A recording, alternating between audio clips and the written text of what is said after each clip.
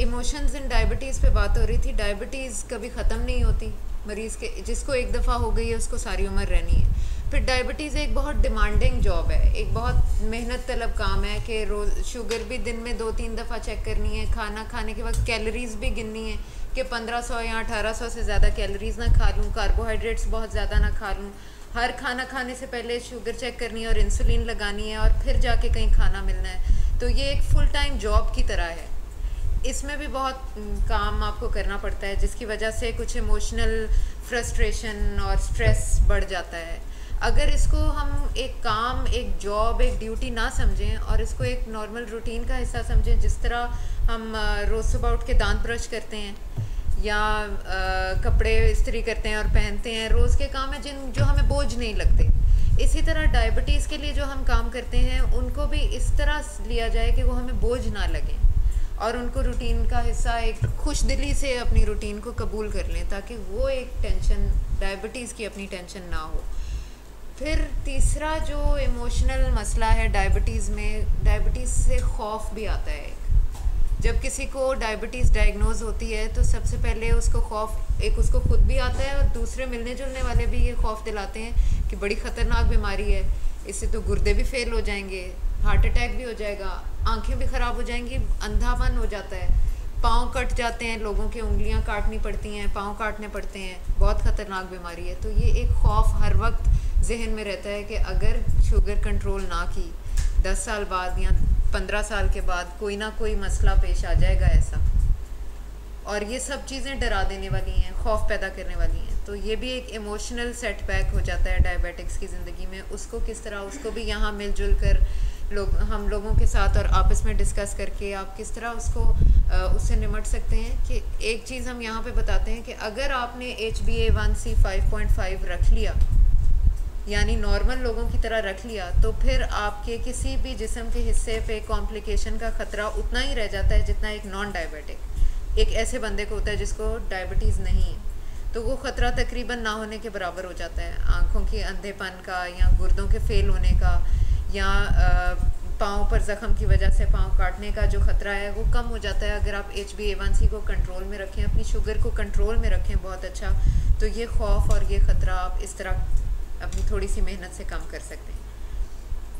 फिर ये कि डायबिटीज़ वालों की ज़िंदगी में कुछ प्रॉब्लम्स इस तरह आते हैं। जैसे एक बंदा है, वो जॉब इंटरव्यू के लिए बहुत पढ़ा लिखा, बहुत लायक बंदा है, अपनी फील्ड में बहुत कुछ उसको आता है, डायबिटीज़ है उसको, और आज उसका जॉब इंटरव्यू है और वो बड़ी तैयारी करके इंटरव्यू के लिए गया है। और जैसे ही वो इंटरव्यू में गया है, पैनल के सामने जाके एक थोड़ी सी वो टेंशन और परेशानी में आया और सुबह नाश्ता नहीं ठीक तरह किया था और हाइपोग्लाइसीमिया शुरू हो गया। हाइपोग्लाइसीमिया में क्या होता है, कपकपाहट, पसीने आने लग जाते हैं, एकदम बंदा जो है बिल्कुल निढाल हो जाता है और इंटरव्यू में वो परफॉर्मेंस सही तरह नहीं दे सका, जॉब नहीं हासिल कर सका। अब वो कहेगा डायबिटीज़ की वजह से मैं अच्छी जॉब भी नहीं ले सकता। इसी तरह बच्चे हैं, एग्ज़ाम की तैयारी, बड़ी अच्छी एग्ज़ाम की तैयारी करके गए, एग्ज़ाम के दौरान हाइपोग्लाइसीमिया अगर हो जाए तो एग्ज़ाम में परफॉर्मेंस अच्छी नहीं होगी और नंबर अच्छे नहीं आएंगे। तो वो भी एक बड़ी फ्रस्ट्रेशन हो जाती है। उसको भी कोप करने का एक बहुत अच्छा तरीका है कि आप ऐसे अपनी डायबिटीज़ को मैनेज करें कि हाइपोग्लाइसीमिया भी ना हो। उसके लिए आपको पता होना चाहिए कि हाइपोग्लाइसीमिया क्या है, किस वजह से होता है और उसको किस तरह मैनेज किया जा सकता है। आपके इर्द गिर्द के जो लोग हैं, जहां आप इंटरव्यू देने जा रहे हैं ना, उन लोगों को पहले से अगर फॉर्म पे या किसी चीज़ पे मेंशन भी कर दिया जाए कि डायबिटिक हैं और इंटरव्यू के लिए जाने से पहले कुछ खा के जाएँ, साथ कुछ लेके जाएं जो आप उस वक्त खा सकें अगर हाइपोग्लाइसीमिया हो रहा है। तो कोई लोग माइंड नहीं करते ऐसी बात और आप एक शर्मिंदगी और एक उस सिचुएशन से, ऑकवर्ड सिचुएशन से बच सकते हैं। हाइपोग्लाइसीमिया क्या है, शुगर आपकी कम हो जाती है क्योंकि आपने या तो इंसुलिन की डोज ज़्यादा लगाई है या खाना कम खाया है या एक्सरसाइज ज़रूरत से ज़्यादा कर ली है। इन सारी चीज़ों का ख्याल रखें और अपनी ब्लड शुगर को 70 से नीचे ना जाने दें। अगर आपको महसूस होना शुरू हो गया है कि शुगर लेवल डाउन होने लगा है तो आपके पास जेब में कोई ना कोई चीज़ ऐसी हो जो आप फ़ौरन खा सकें। फिर एक बहुत बड़ी फ्रस्ट्रेशन डायबिटीज़ के मरीज़ों में ये होती है कि बहुत मेहनत, जिस तरह पिछली दफ़ा एक खातून आई थी हमारे पास, वो कह रही थी कि मैं सब कुछ करती हूँ, मैं 2 घंटे जिम जाती हूँ, दवाई भी बाकायदगी से खाती हूँ, खाने में परहेज़ इतनी है कि मैं सलाद का प्याला भरा हुआ दोपहर को खाती हूँ, फल भी बहुत फ्रीक्वेंटली खाती हूँ, रोटी कम की हुई है, लेकिन फिर भी मेरी शुगर 300 350 से कम नहीं होती। ये बड़ी फ्रस्ट्रेशन होती है कि सब कुछ अपने तौर पर सारी कोशिशें कर रहे हैं लेकिन कंट्रोल नहीं हो रही।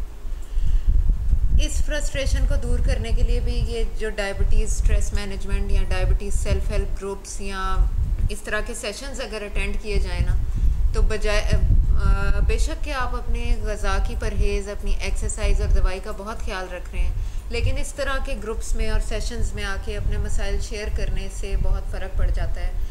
इमोशनली फ़र्क पड़ जाता है कि वो जो फ्रस्ट्रेशन है कि मैं अपनी सारी कोशिशें कर रही हूँ लेकिन मैं ठीक नहीं हो रही, वो फ्रस्ट्रेशन यहाँ अपने जैसे और लोगों को देखकर कम हो जाती है कि नहीं, ये लोग भी मेहनत कर रहे हैं, इसका मतलब कि मैं भी इनकी तरह बन सकती हूँ और कुछ और कोई चीज़ कमी है जो मैं कर सकती हूँ। और फिर डायबिटीज़ जो है डायबिटीज़ के इमोशंस और डायबिटीज़ के मरीज़ के जो जज्बात हैं उनमें फैमिली मेम्बर्स और दोस्त बहुत हेल्प कर सकते हैं।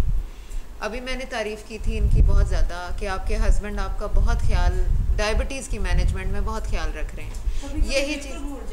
यही चीज़ हमें चाहिए कि फैमिली जो है इन्वॉल्व हो पूरी तरह। आपके केस में भी अगर आपके फैमिली मेम्बर्स कोई ना कोई या कोई बहुत करीबी दोस्त या घर का कोई बंदा आपकी बहुत ज़्यादा इसमें मदद तावन करे तो आपकी टेंशन काफ़ी हद तक कम हो सकती है।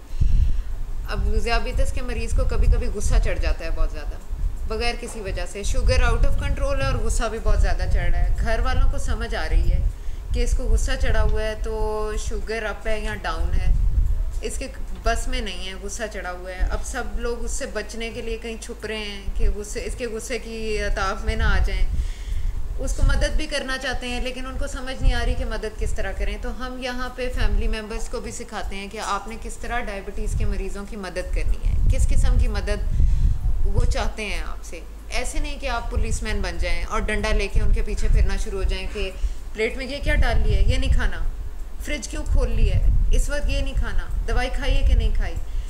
रोब से और गुस्से से और पुलिसमैन वाला, कभी कभी पुलिसमैन भी बनना पड़ता है लेकिन हर वक्त नहीं। आपने उनसे उनकी मदद इस तरह करनी है जो मदद वो आपसे करवाना चाह रहे हैं।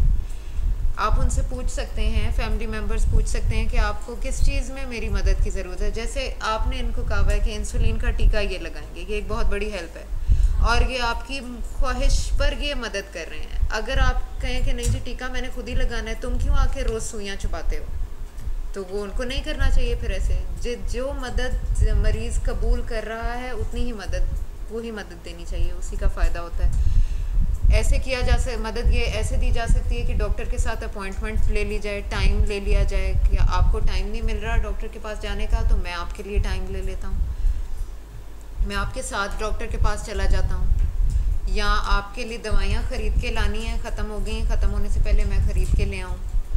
फिर ये भी हो सकता है कि दवाई टाइम पे खाने की याद दहानी करा दी जाए। खाना खाने के वक्त थोड़ी सी अगर कोई बदपरहेज़ी की तरफ, बहुत ज़्यादा बदपरहेज़ी की तरफ जा रहा है तो एक नरम से अंदाज में समझा दिया जाए, याद करा दिया जाए। एक बहुत बड़ी हेल्प ये होती है कि एक्सरसाइज में वॉक पे आपके साथी, आपके घर वाले या आपका कोई बहुत करीबी दोस्त वॉक पे आपके साथ चले जाएं। आप अक्सर जो है डंडी मारने का दिल करता है कि आज नहीं दिल कर रहा वॉक पे जाने का, लेकिन अगर कोई दोस्त है जिसके साथ आपने वॉक करने जाना है और वो आके उसने आपकी घंटी बजा दी है कि चलो अब मैं आ गया हूँ तुम्हें लेने, तो आप मजबूरन उसके साथ वॉक करने चले जाएंगे और वही उस दोस्त की मदद होगी आपकी डायबिटीज़ के लिए कि उसकी वजह से आप रोज़ वॉक करने चले जाते हैं। तो इस तरह के दोस्तों की और फैमिली मेम्बर्स की बहुत ज़रूरत होती है। फिर डायबिटीज़ की वजह से कुछ डिस्करेजमेंट्स होती हैं, कुछ डिस्करेजिंग चीज़ें होती हैं, उनको इग्नोर करना है। उनके बारे में ज़्यादा नहीं सोचना कि मेरे पास, आप अपनी एनर्जीज़ उस पर वेस्ट कर देते हैं, सोचने पे और परेशान होने पे और फ्रस्ट्रेट होने पे एनर्जी वेस्ट कर देते हैं। उसी एनर्जी को आप एक पॉजिटिव चीज़ में इस्तेमाल करें। पॉजिटिव चीज़ ये है कि आप ज़ियाबीतस को कंट्रोल करने के लिए जो आपने लिमिट्स बनाई हुई हैं उनको पूरा अचीव करने के लिए, उनको अपने लिमिट्स हासिल करने के लिए आप कोशिश करें और अपनी एनर्जी उसमें लगाएं। अब हमने देखना ये है कि ये जो इमोशंस तो हमने देख लिए कि बहुत सारे क्या मसाइल हो रहे हैं डायबिटीज़ के मरीज़ों को, हिम्मत हार देते हैं, थक जाते हैं, ख्याल रखने का दिल नहीं करता, इन सारी चीज़ों से कैसे इन पर काबू पाया जाए, कंट्रोल किस तरह करना है, how to cope with these negative emotions. इसमें पहली चीज़ है नेवर स्टॉप लर्निंग। सीखने का अमल हमेशा जारी रहता है। क्या सीखना है आपने? आप लोग डॉक्टर तो नहीं हैं, लेकिन मैं आपको ये कहूँगी कि क्योंकि आप डायबिटीज़ के मरीज़ हैं तो आप डायबिटीज़ के बारे में पढ़ें। जिस तरह शाहिद साहब ने एक बड़ी अच्छी बात की थी कि पिछले सेशन में मैंने भिंडी की कैलोरीज इनको बताई और उन्होंने घर जाके गूगल पर सर्च किया कि भिंडी की क्या क्या ख़ास चीज़ है और उनको 10 चीज़ें और एक्स्ट्रा बातें पता चल गई। इसी तरह आप और बातें, आप डायबिटीज़ के कुछ वेबसाइट्स हैं, कुछ ऐसे ग्रुप्स हैं इंटरनेट पर हैं, इंफॉर्मेटिव बुकलेट्स मिलती हैं, किताबचे मिलते हैं मरीज़ों के लिए जो ख़ास तौर पर बनाए जाते हैं, जिसमें डॉक्टरी मुश्किल अल्फाज नहीं होते, वो मरीज़ों के लिए ही होते हैं। तो वो पढ़ें। और क्योंकि अब नई नई रिसर्च आ रही है, लेंटस इंसुलिन जो आप इस्तेमाल कर रही हैं वो आज से 2002 से पहले उसका नाम भी किसी ने नहीं सुना था। उस वक्त एक इंसुलिन आर होती थी, एक एन होती थी, एक मिक्स आती थी 70-30 के नाम से या मिक्सडार्ट के नाम से। अब लेंटस आई है। उसमें यह कि जब आप इसी तरह जो ओरल टेबलेट्स हैं, जो गोलियां हैं, उनमें भी नई चीज़ें, आपकी गैल्वस और सीटा बिल्कुल नई चीज़ें हैं।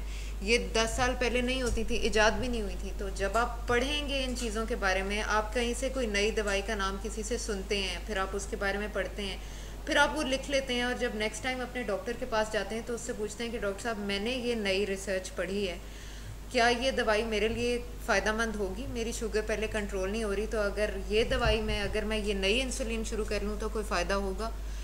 इस तरह के सवाल जवाब से और पढ़ने से और इन्वॉल्व रहने से आप अपनी एनर्जीज़ को पॉजिटिव तरफ लेके जाते हैं। आप अपनी बीमारी के बारे में सोच तो रहे हैं लेकिन नेगेटिव नहीं सोच रहे, आप पॉजिटिव सोच रहे हैं कि इसको किस तरह ठीक, बेहतर किस तरह किया जा सकता है, क्या इसमें बेहतरी